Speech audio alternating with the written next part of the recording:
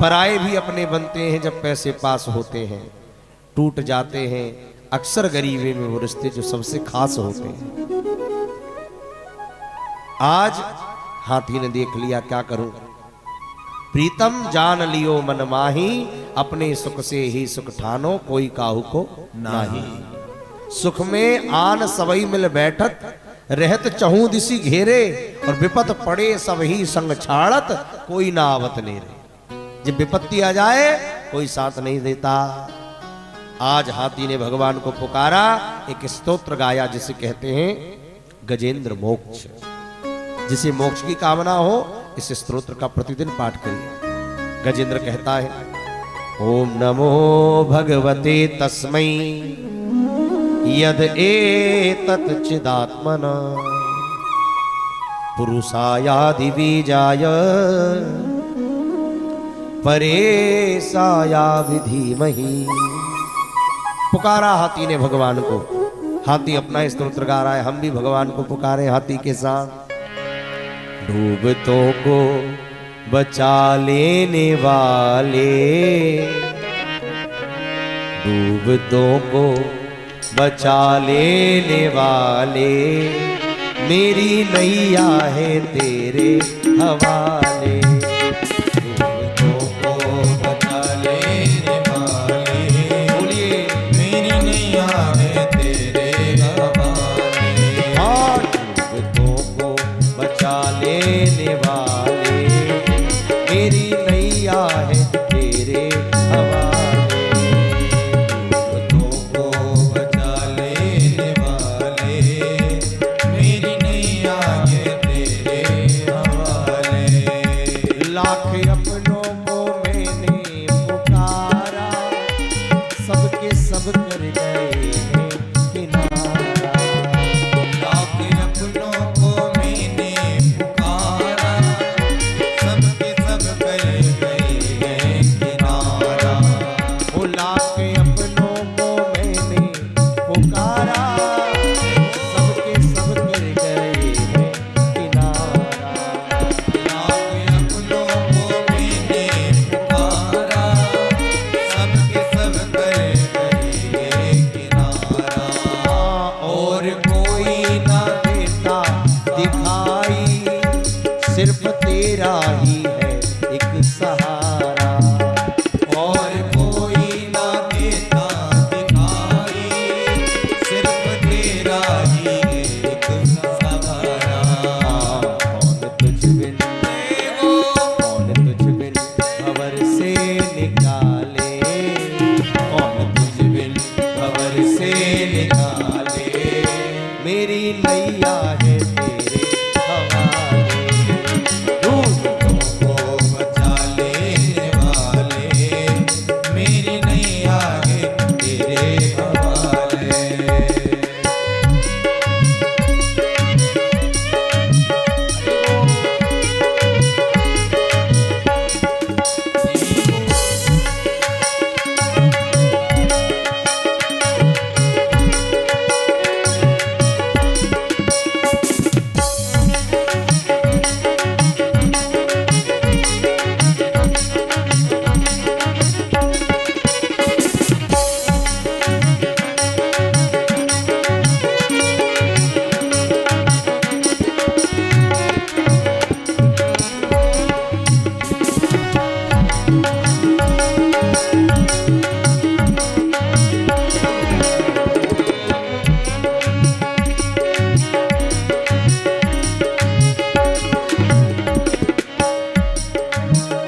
जिस समय तू बचाने पे आए, आग में भी बचा कर दिखाए।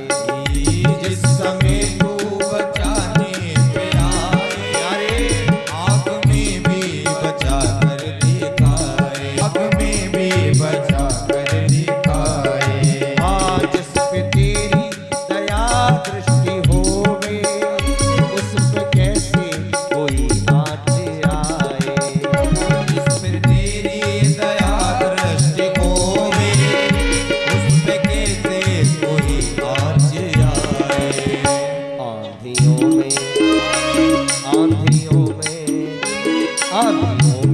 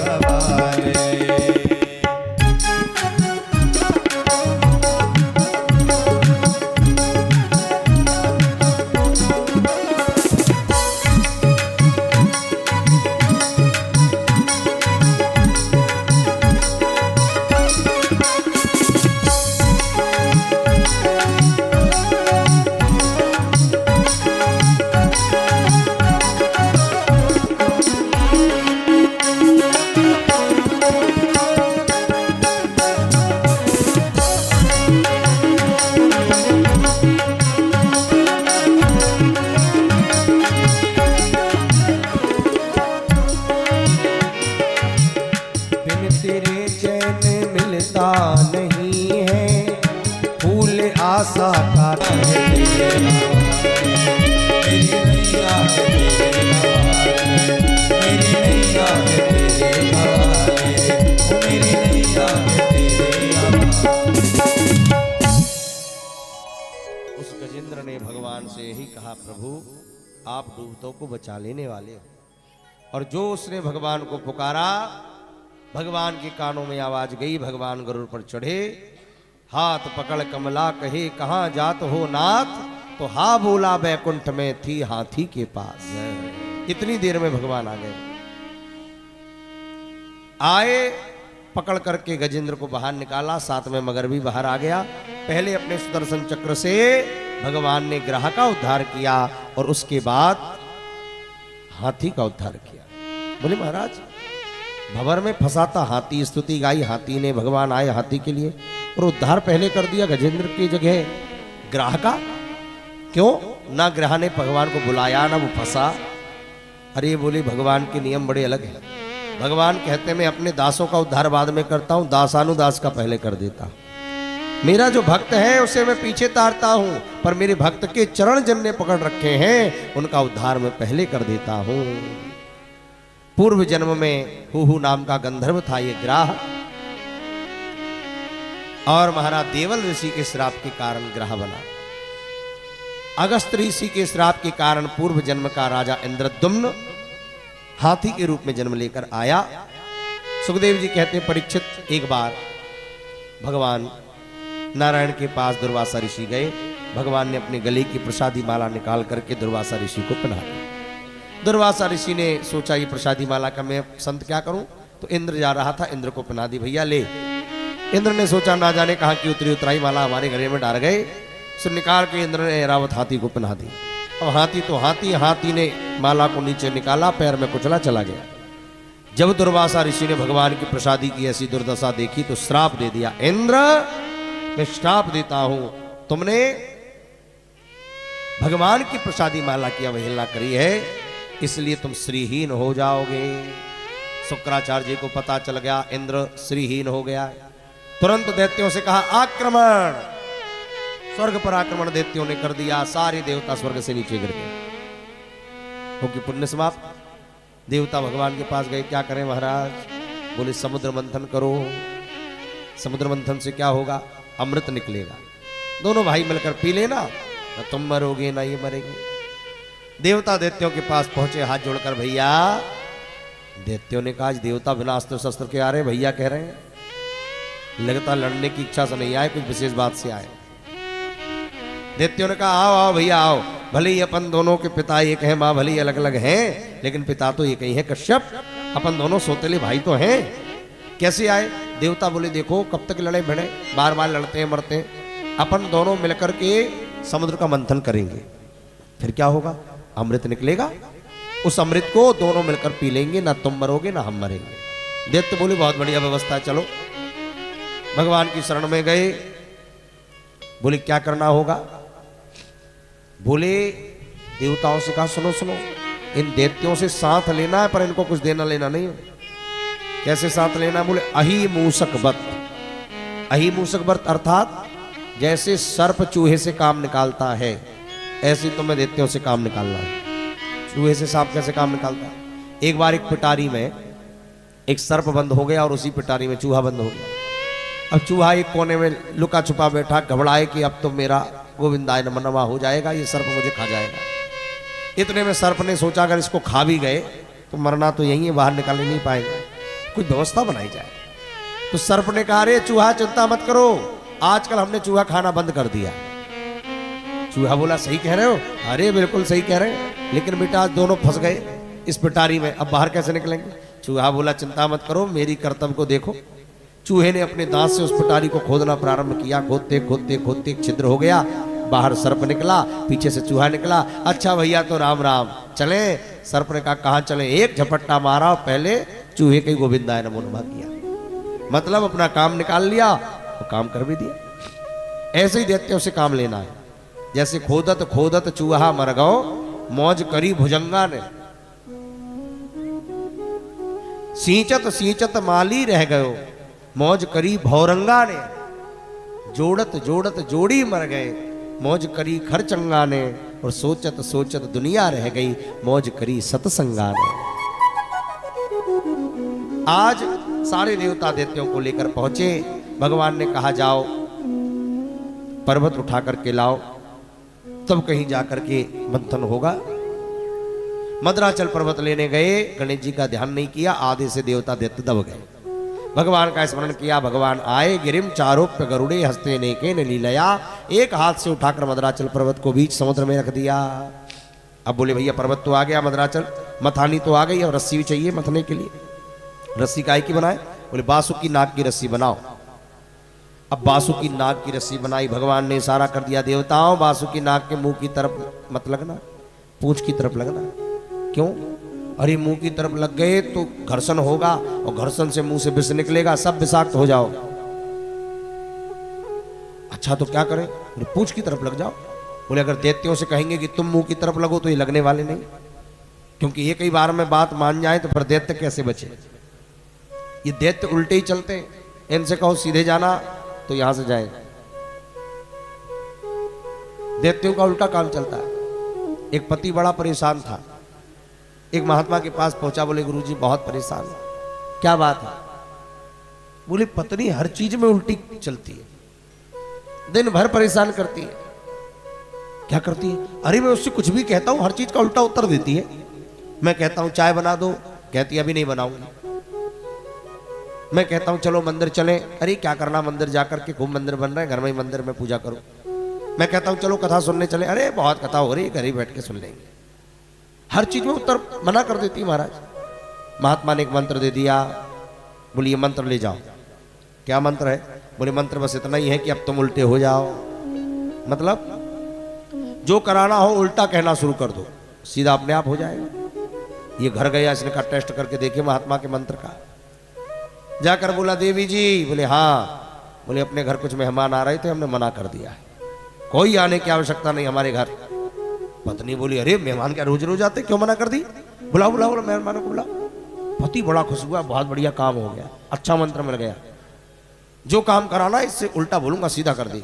अच्छा सुनो सुनो, मेहमानों को ज्यादा दिन नहीं रोकना, जल्दी भगा देना। पत्नी बोली अरे वाह, काय को जल्दी भगा देना, मैं तो बढ़िया खातिरदारी करूंगी, महीना भर रोकूंगी। अच्छा तो बहुत ज्यादा व्यंजन मत बनाना, दाल रोटी बनाना बस। अरे रोज रोज मेहमान आते हैं क्या? मैं तो खूब बढ़िया चकाचक व्यंजन बनाऊंगी। पति बड़ा खुश हुआ, अब जो काम कराना हो सो उल्टा कह दे, सीधा हो जाए। धीरे धीरे समय निकला, हरिद्वार का कुंभ आ गया। कुंभ आया तो पति ने सोचा पत्नी से कहूंगा चलो तो ये जाएगी नहीं, तो उल्टा बोला कि देवी कुंभ में बहुत भीड़ है, हजारों लाखों करोड़ों लोग हैं, कहां इतनी भीड़ में जाएंगे अपन गंगा नहाने? अरे घर में ही नहा लेंगे अपन तो गंगा जल बाल्टी में डाल के, कहां इतने परेशान होंगे? पत्नी बोली अरे महाराज 12 साल के बाद आता है कुंभ, ऐसे कैसे रह जाऊं? मैं तो वहीं जाऊंगी, हर की पेड़ी पे नहाऊंगी। पति बोला खूब बढ़िया, अच्छा सुन ज्यादा दान पुण्य मत करना वहां जाके। अरे क्यों ना करना दान पुण्य, में तो खूब दान करूंगी। दोनों पहुंच गए गंगा जी के किनार, और जैसे ही जाकर के बैठे हर की पेड़ी पे, स्नान की बारी आई। पति ने सोचा गंगा जी के तट पे आकर सारे पाप मिट जाते, अब यहां तो झूठ ना कहूं कम से कम। अब हर की पेड़ी पे गंगा का कितना तेज प्रवाह है कि अगर कुछ ना पकड़ो तो बह जाओ। तो पतिदेव ने कहा देवी ज्यादा गहरे में मत जाना, थोड़े ऊपर ही ऊपर नहा लेना। पत्नी बोली वाह, इतनी दूर से आई हूं, मैं काहे को उतले उतले में नहाऊंगी? मैं तो बिल्कुल कमर के नीचे जाऊंगी। कमर के नीचे गई सो बह गई। अब बह गई तो महाराज पतिदेव बैठकर रोए कि हे भगवान कहां के कहां सच कह दिया। अब ढूंढने वाले आए तो नीचे की तरफ ढूंढ रहे थे जहां नीचे गंगा जी बह रही थी। पति बोला नीचे मत ढूंढो, ऊपर ढूंढो ऊपर। ढूंढने वाले बोले पागल है क्या, बहेगी तो नीचे बहेगी कि ऊपर बहेगी? अरे बोले जो जीते जी सीधी नहीं चली, मरने के बाद कहां गई होगी, ऊपर ही ढूंढ भाई। तो ऐसे भी लोग होते हैं। तो ये दैत्य भी ऐसे ही है, इनसे सीधे कहो तो नहीं चलेंगे। तो देवताओं ने सोचा इनसे कहेंगे मुंह की तरफ लगो तो ये लगेंगे नहीं, तो देवताओं ने जानबूझ करके पहले मुंह ही पकड़ लिया और बोले तुम पूंछ पकड़ो दैत्यों। दैत्य बोले हम क्या कम पढ़े लिखे हैं जो पूंछ पकड़ेंगे? अरे पूंछ कमजोर होती है तो हमें पकड़ा रहे हो, और मुंह भारी होता है खुद पकड़ रहे हो। देवता बोले आओ आओ पढ़े लिखे बन जाओ, जल्दी आओ। दैत्य मुंह की तरफ लग गए, देवता लगे पूंछ की तरफ। अब जो घर्षण प्रारंभ हुआ, बासुकी नाग ने फुसकार डाली, सारे के सारे दैत्य काले कलूटे पड़ गए। बोले और बन जाओ पढ़े लिखे बड़े बाप की औलाद, और लगो मुंह की तरफ। घर्षण होते होते सबसे पहले क्या निकला? हलाहल विष निकला, जिसकी दुर्गंध से चारों तरफ का वातावरण दुर्गंध युक्त हो गया। देवता दैत्य घबरा गए, बोले इस विष को पान कौन करेगा? बोले देवों का काम नहीं है, ये तो महादेव का ही काम है। सारे देवता भगवान शंकर के पास गए। देव देव महादेव भूतात्मन भूत भावना त्राहिना शरणापन्नम त्रिलोक्य दहना विषा। हे भोलेनाथ, इस विष से हमारी रक्षा करिए। ततः करतली कृत्य व्यापी हालाहलम विषम अभयक्षण महादेव कृपया भूत भावना। हे भूतनाथ भोलेनाथ, इस विष से हमारी रक्षा करो। भगवान ने रा कहा, मुंह खोलकर विष पिया, ऊपर से मां का ढक्कन लगा लिया। पर जैसे ध्यान आया, अरे मेरे हृदय में राम बैठे हैं, तो ना तो अंदर गुटका और ना बाहर निकाला, अपने कंठ में ही विष को रख लिया। पूरा कंठ नीला पड़ गया। बोलिए नीलकंठ भगवान की जय। पुनः मंथन हुआ। अब की बार कामधेनु गैया निकली, स्वर्ग में पहुंचा दिया। चंद्रमा निकला, भगवान शंकर के मस्तक पर दे दिया कि अभी विष पिया था तो ज्यादा गर्मी हो गई, चंद्रमा से थोड़ी शीतलता मिल जाएगी। पुनः मंथन हुआ। उच्च श्रवा घोड़ा निकला, राजा बलि को दे दिया। ऐरावत हाथी निकला, इंद्र को दे दिया। कौस्तुभ मणि निकली, भगवान ने अपने हृदय पर धारण कर ली। रंभादिक अप्सराएं निकली, स्वर्ग में चली गईं। 7 रत्न निकल गए। 8वें नंबर पर एकदम से बिजली चमकी, और बिजली के चमकते ही भगवती महालक्ष्मी का प्रादुर्भाव हो गया। बोलिए महालक्ष्मी मैया की जय। ततश्चाभिर्भू साक्षात् क्षीरमा भगवत परा रंजयंती दिशा कांत्या विद्युत सौदामनी यथा। बिजली की तरह चमकती हुई भगवती लक्ष्मी प्रकट हुई। जिसने लक्ष्मी के लावण्य को देखा सब मोहित हो गए। सब लक्ष्मी चाहते, देवता ऋषि मनुष्य गंधर्व दैत्य सब मोहित हो गए।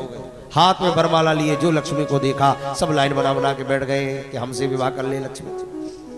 लक्ष्मी मैया एक एक लाइन में चल रही हैं। जैसे ही ऋषियों के लाइन में निकली, दुर्वासा ऋषि बैठे थे। दुर्वासा ऋषि को देखा, सोचने लगी ये तपस्वी तो हैं, लेकिन न्यूनम तपो यस्य नमन्यु निर्जना। ये तपस्वी तो हैं, लेकिन क्रोध पर इन्होंने विजय प्राप्त नहीं करी। बड़े क्रोधी महात्मा, इनसे विवाह नहीं करी। आगे गई तो भोलेनाथ भी त्रिशूल गाड़ के बैठे थे, शायद अपना भी काम चल जाए। भोलेनाथ को लक्ष्मी जी ने देखा तो बोले यत्रोत भयम कुत न सौप्य मंगलम। है तो ये भोले भाले, लेकिन इनका स्वरूप मंगल नहीं है। अरे भस्मी लपेटते हैं, राख लपेटते हैं, इनसे विवाह नहीं करी। आगे निकली। सब में कोई ना कोई दोष रहा, पर एक विधाता निर्दोष रहा। सब में अमंगल ही अमंगल दिखे लक्ष्मी को। अब नारायण के पास गई तो नारायण भगवान देखे ही नहीं रहे लक्ष्मी को। सब तो लक्ष्मी को चाह रहे थे, नारायण चाह ही नहीं रहे थे। लक्ष्मी बोली एक अमंगल तो इनमें भी है। क्या है? बोले सब मुझे चाह रहे हैं, मुझे चाह ही नहीं रहे कि मैं इनके पास आ, लेकिन ये अमंगल नहीं है तो मंगल की खान है। मंगलम भगवान विष्णु मंगलम गरुड़ध्वजा मंगलम पुंडरीकाक्ष मंगलायस्तनोहरि। और वरमाला ले जा करके सुमंगलहा कुशलहा भगवती लक्ष्मी ने नारायण के गले में माल्यार्पण कर दिया। बोलो लक्ष्मी नारायण भगवान की जय। फिर मंथन हुआ। अब की बार बारूनी मदना निकली, दैत्य ले गए। अनेक रत्न निकलते निकलते 14वें नंबर पर एकदम से चिक्कार करते हुए भगवान स्वयं धनवंतरी के रूप में प्रकट हो गए। बोलिए धनवंतरी भगवान की जय। हाथ में अमृत का कलश लेकर जैसे प्रकट हुए, देवता लोग तो जय जयकार करते रहे, और दैत्य लोग इतने में 9 2 11 हो गए। लेकिन देवता बोले अमृत कहाँ गया? और ये बोलो दैत्य ले गए। अरे भागो, पकड़ो, पीछे मारे। फिर भगवान ने कहा चिंता मत करो, मैं कुछ करता हूँ। और भगवान ने इस बार तो बड़ा सुंदर रूप बनाया। बोलो मोहिनी भगवान की जय। मोहिनी बनकर भगवान आ गए, छम छम नाचते हुए चलने लगे। अब दैत्य अमृत ले तो गए पर पी नहीं पाए, आपस में लड़ रहे हैं। अहोरु अहम पूर्वम महम पूर्वम नत्वम नत्वमति प्रभो। पहले मैं पीऊंगा, नहीं पहले मैं बड़ा हूं, मैं पीऊंगा। अब दैत्य पहले एक दूसरे से लड़ रहे कि मैं पीऊंगा, मैं पीऊंगा। इतने में वहीं से मोहिनी भगवान निकले, और जैसे ही निकले देख कर लट्टू हो गए। ओहो अहो रूप महो धाम अहो अस्याम नवम बया। अरे इतनी सुंदर स्त्री पहले कभी देखी नहीं। अरे देवी कौन हो, कहां से आई हो, कहां जा रही हो? कातम कंज पला साक्षी कृतो कावी चिकृससी। अरे कहां से आई हो, अकेली अकेली जंगल में कहां घूम रही हो? तुम्हारा परिवार कहां है? भगवान मोहिनी बोले तुम कौन होते हो मेरी पूरी कुंडली पूछने वाले? कहां से आ रहे हो, कहां जा रहे हो, कौन हो तुम? बोले ऐसे वैसे थोड़ी है हम तो। वयम कश्यपदया जाता भ्रातरः कृतपौरुषा। हम कश्यप के बेटे हैं और देवताओं के सोतेले भाई हैं। अच्छा, व्यक्ति को जब अपना परिचय देना हो फिर तो चाहे दुश्मन का नाम लेना पड़े ले देगा, कि नाम बनना चाहिए बड़े आदमी का नाम। देवताओं के हम भाई हैं, कश्यप के पुत्र हैं। अच्छा क्यों झगड़ रहे हो? अरे बोलिए अमृत के लिए झगड़ना है, निर्णय नहीं हो पा रहा, पहले कौन पिए? आप अच्छी आ गई, एक काम करो आप अपने हाथ से हमें अमृत पिला दो। मोहिनी भगवान ने पहले तो जरा दूर किया, बोले नहीं नहीं हम नहीं पिलाएंगे। क्यों? अरे तुम मुझे जानते नहीं, पहचानते नहीं, नई नवेली स्त्री पर इतना विश्वास कर रहे हो? अरे स्त्री पर इतना विश्वास नहीं करना चाहिए, कहीं मैं अमृत का कलश लेके भाग गई तो? अरे बोले हमें तुम पर पूरा विश्वास है। मोहिनी भगवान बोले चलो ठीक, इतने में देवता आ गए। बोले ये कौन? बोले हमारे सोतेले भाई, इनको अमृत मत पिलाना। मोहिनी भगवान बोले देखो मैं देख रही हूं कि इस अमृत के कलश में अमृत तो नीचे है माल माल, और पानी पानी ऊपर है। तुम कहो तो पानी पानी देवताओं को पिला दूं और बढ़िया माल तुम्हें पिलाऊंगा। देते तो ऐसे लट्टू हुए, हाँ हाँ हाँ जो आप चाहो सो करो। देवताओं की लाइन लग गई, भगवान अमृत पिला रहे हैं, देवताओं को मुस्कुरा के देख रहे हैं दैत्यों को। दैत्य वैसे ही लट्टू हुए जा रहे हैं। दैत्यों में एक दैत्य था सुरभानु। इसने सोचा कहीं ऐसा ना हो कि पूरा अमृत यहीं पिला दे, जरा देख के तो आऊं वो कह रहा है। तो उसने पाला बदल लिया, ये पार्टी छोड़ के उसी पार्टी में आ गया भगवान वाला, और देवताओं के बीच में आके बैठ गया। अच्छा अंधेरे में कहीं बैठता तो बच जाता, दो दो हेलोजन के बीच में बैठ गया, एक तरफ सूर्य एक तरफ चंद्रमा, और बीच में जाके सुरभानु बैठ गया। जैसे इसने अमृत पिया, सूर्य चंद्रमा समझ गई अपनी पार्टी का नहीं। क्यों? बोले खाने पीने से पता चल जाता है कौन है।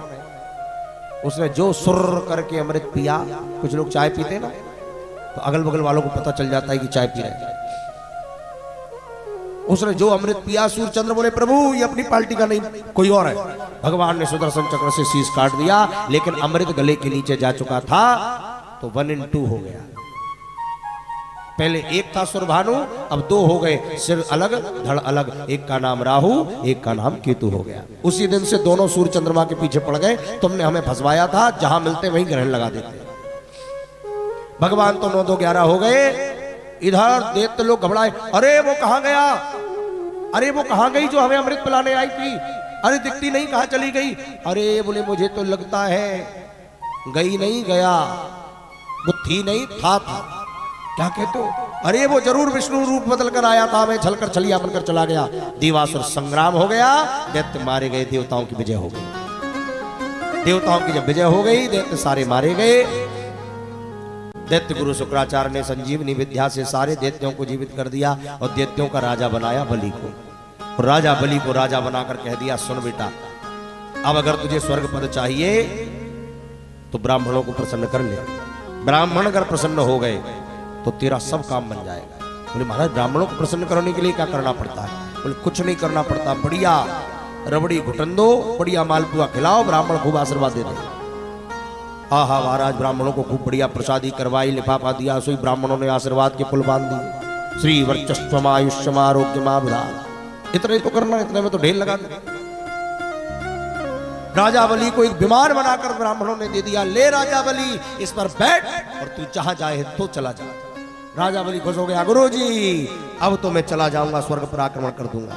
गुरुजी बोले बेटा अभी चुनाव जीते हो, लेकिन बहुमत साबित नहीं हुआ, और जब तक बहुमत साबित ना हो कब सरकार गिर जाए कोई भरोसा नहीं है, इसलिए पहले बहुमत साबित करो। बहुमत कैसे साबित होगा? बोले शतक क्रतु बन जाओ, 100 यज्ञ करो।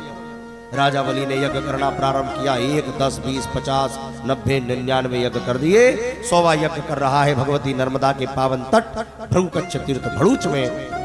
इधर देवताओं की मां अदिति को बड़ा दुख हुआ कि मेरे पुत्र स्वर्ग से विहीन हो गए हैं। त्रिलोकी का साम्राज्य राजा बलि के पास चला गया है।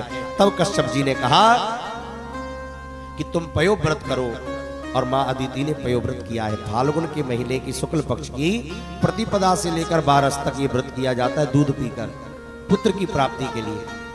मां अदिति ने इस व्रत को किया। उस व्रत के प्रभाव से भादों के महीने के शुक्ल पक्ष की द्वादशी तिथि के दिन अभिजीत मुहूर्त में मध्याह्न के 12 बजे भगवान मां कश्यप और अदिति के भवन में दिव्य रूप धारण करके प्रकट हो गए। तम बटुम वामनम दृष्ट्वा मोदमानां हर्षया रमणीकारयामासु पुरस्कृत्य प्रजापतिम। बोलो वामन भगवान की जय। दिव्य रूप धारण करके वामन भगवान, छोटे छोटे चरण हैं, छोटी छोटी पादुका है, सारे देवता प्रकट हो गए। सबने आकर के महाराज बृहस्पति जी ने यज्ञोपवीत संस्कार कराया है, ब्रह्मा जी ने कमंडल दिया, अदिति ने लंगोट पहनाई, कश्यप जी ने मेखला दी और सरस्वती जी ने रुद्राक्ष की माला दी, भूदेवी ने पादुका पहनाई, आकाश ने छत्र दे दिया, कुबेर ने भिक्षा का पात्र दे दिया, अन्नपूर्णा ने भिक्षा दी और बृहस्पति जी ने गायत्री की दीक्षा दी। दीक्षा देकर बोले अब दक्षिणा ले आओ। क्या चाहिए गुरुदेव दक्षिणा में? बोले त्रिलोकी चाहिए। त्रिलोकी कहाँ है? बोले त्रिलोकी इस समय राजा बलि के पास है, तुम जाओ राजा बलि से त्रिलोकी लेकर के आओ। वामन भगवान छोटा सा स्वरूप बना करके और राजा बलि के द्वार की तरफ चल दिए हैं। बड़ा दिव्य स्वरूप है, छोटे छोटे पैर हैं, छोटे छोटे हाथ हैं, छोटी छोटी सी पादुका है, 52 उंगल का शरीर है। बोलो वामन भगवान की जय।